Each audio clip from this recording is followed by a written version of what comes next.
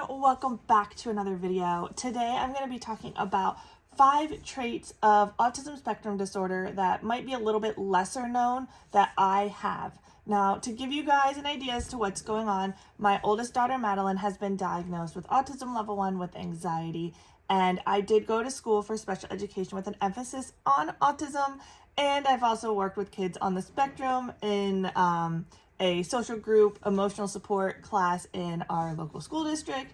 And so I did know a lot of what she was going through was going to eventually lead to a diagnosis. And during that time, I thought that for myself, but meanwhile, everybody was like, no, you have ADHD and sensory processing and a bunch of other things going on. Like, that's what you got. That's what this is. You're definitely not on the spectrum.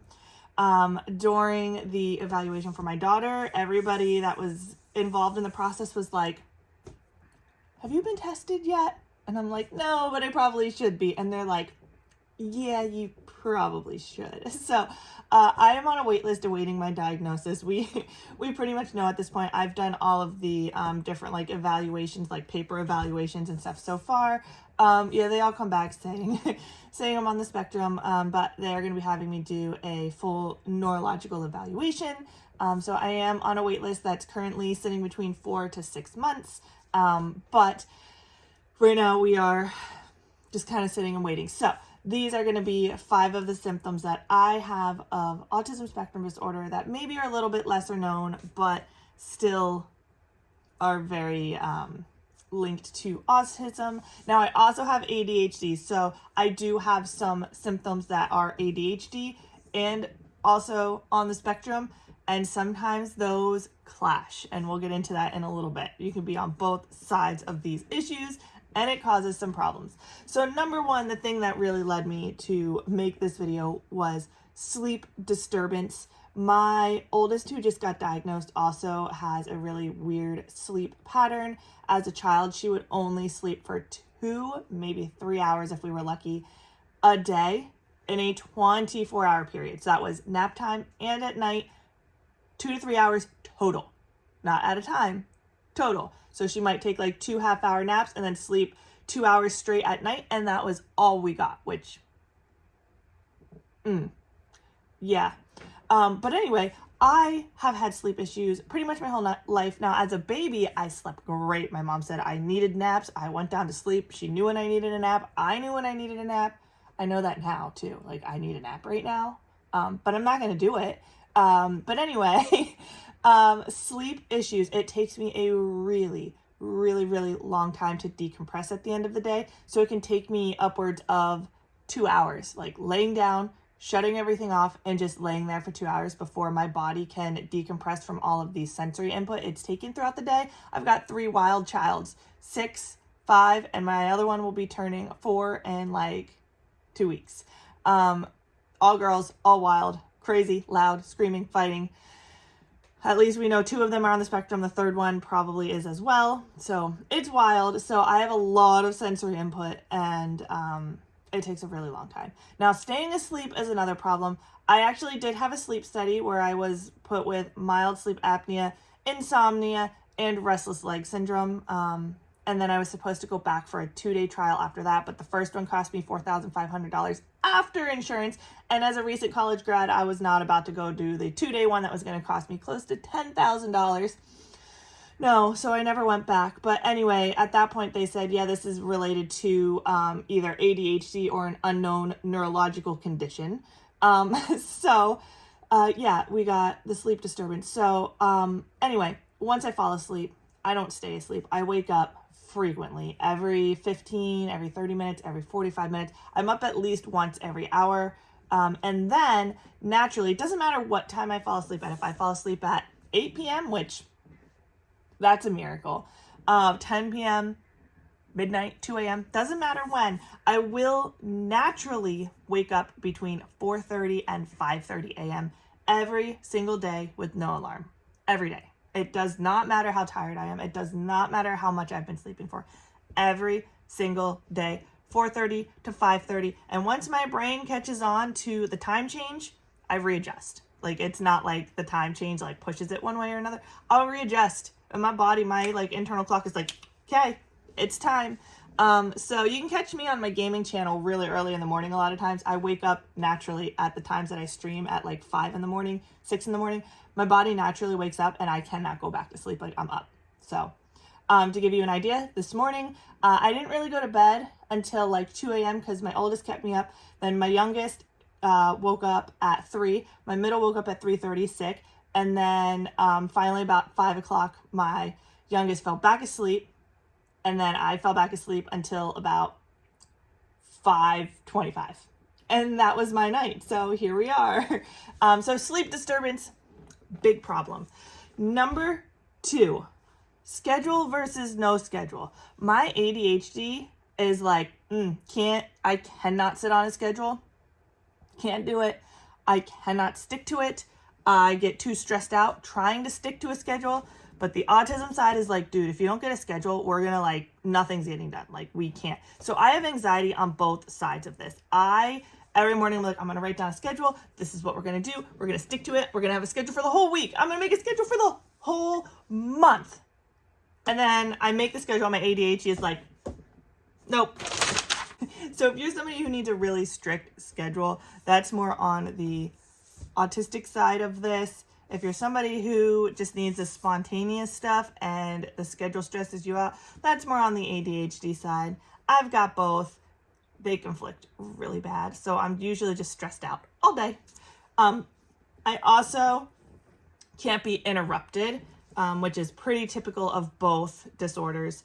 If I am doing this, like I'm recording a video right now, if somebody was to come down and be like, hey, we need you right now, it'd probably ruin my whole day. Like I need to get this video done from point A to point B or my whole day is ruined. Like I can't function for the rest of the day until what I'm working on now is completed, which is a problem when you have 3 kids. I rarely ever get to do like one thing from point A to point B, even if it's just like making dinner. Like starting dinner to finishing dinner is just chaos and interruptions and me being frustrated and upset. And it's not good. So number 3 is repeating words or songs or anything over and over and over. There's also scripting. So some children will take scenes from movies or TV shows and they'll use the lines in there or the spoken words from it or act out what's happening in the movie to explain to somebody what's going on. I don't really do scripting, but my husband always says, I don't know how our kids can just sing the same song over and over or listen to the same song 1,000 times in a row all day. They can put the same song on at 7 a.m. and at 10 p.m. They're still listening to the same song and they're going to get up and do it again tomorrow. I can do that. I can find a song that I really like and I can listen to it all day long. I can also find a saying that I really like. I don't think I have one right now, but some kind of saying or phrase and like just randomly be sitting down and just say it and then say it again and say it, keep saying it. Like I'm not like telling my brain like, hey, say this thing 1,000 times, but yeah, it's kind of like a form of stimming, just saying sounds almost like you know how some people with Tourette's will like pick up a saying or a noise and they just like their brain just is like just misfiring and like saying all these things, kind of like that, but not quite the same. It's definitely not like Tourette's, but similarly how they can just like repetitively say the same thing over again. It kind of sounds like that. I haven't been doing repeating words or phrases a whole lot.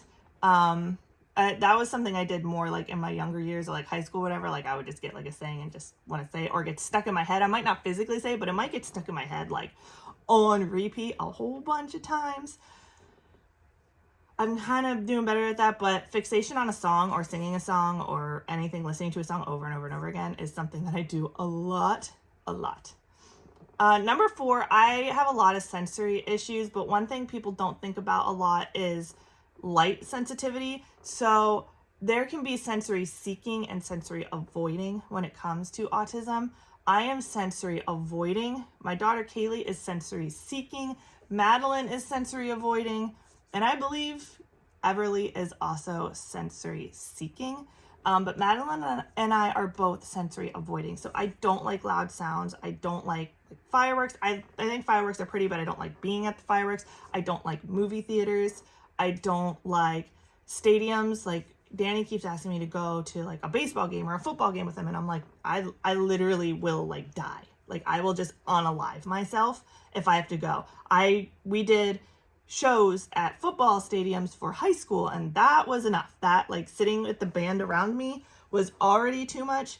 And then I did competitive indoor, and we were in usually gyms. The biggest thing we did was like the WGI show in Dayton, Ohio, which was in a big ice arena. And the only reason I survived that is because I was doing something that I was like my whole life at the time. Like I loved the sport and everything. So the only reason I wasn't like having a total meltdown there was because it was something that I like absolutely loved being a part of. Other things like that, like I don't want to go to a football stadium. I don't want to go to big stadiums. I don't want to go to big cities. I don't want to do any of that. It's too much. But light sensitivity, if the sun is out, I will not be. I won't be. No. I tell people all the time. I have a skin condition called photoallergenic dermatitis, which basically is like a reaction between the sun and your skin, like the chemical reaction. So I basically get to tell people I'm allergic to the sun in the first place. But if it is sunny out, even cloudy out, I have to have on sunglasses. Otherwise my face is like I can't, like my face literally just wrinkles. I can't. I hate the sun. I hate it. I would love to just sit in the dark. I hate being in the sun. I hate how it feels on my skin. I hate how it feels on my face and my eyes. I hate the sun. So light sensitivity is really bad. I'd rather sit in like a dull room with nothing. Now, if you are sensory seeking or you see a child doing things with light where they're like, so I've got the ring light right here and going like this to like make the light flash in my face. That would be the same thing, but on the other end of the spectrum, that would be sensory seeking. And a lot of times sensory seeking kids do seek out like flashing lights. So total opposite of me, but that's why it's a spectrum. So you could either be avoiding or seeking. I am avoiding. And the fifth one is hoarding. I'm not a hoarder, but like the inability to let go of things, but for really bizarre reasons. So I was talking to my mom about this the other day, and I was like, that is something that like I displayed as a child that would totally missed. And I don't think anybody knew that I was doing this. I liked certain toys, some of my toys. And I like to call this Toy Story syndrome. There's probably like a real term for this. Like I'm sure there's a real thing. I call it for me Toy Story syndrome. And this is where I felt like my toys actually had real feelings and emotions. So like if I threw away my toy, that toy was going to be so upset, so sad that I got rid of it. So like I can't get rid of it because what if that toy physically feels hurt that I didn't want to play with it anymore, or physically felt hurt that we threw it in the trash or sold it at a yard sale. So like, getting rid of toys, it was so physically and emotionally painful. And it's not like I wanted to hang on to them sometimes. Like sometimes I knew like I had to get rid of it, or I know I'm never going to play with that again. But what if that toy feels so horrible about itself that I got rid of it? People don't do that, right? Like, I know I sound like a total nut job now, but anyway, that is one of my symptoms. I don't necessarily like hoarding and keeping onto things. I like minimalistic, but the problem is that when I get too much stuff, then there's too much stuff, and then I'm too overwhelmed to sort through it to get rid of it. So then stuff just starts piling. It's not that I want to keep it. I just have like an executive dysfunction, and I cannot physically clean up all the crap that's all over the place and get rid of it because now I'm too overwhelmed. So anyway, there's some of my traits, 5 lesser known traits of autism that I have while we wait for my official diagnosis. So let me know what you guys think. Leave us a comment down below. What lesser known symptoms do you have that you think could lead to an autism diagnosis? Give the video a big thumbs up, hit that subscribe button, and of course, I'll see you guys in the next one. Bye guys.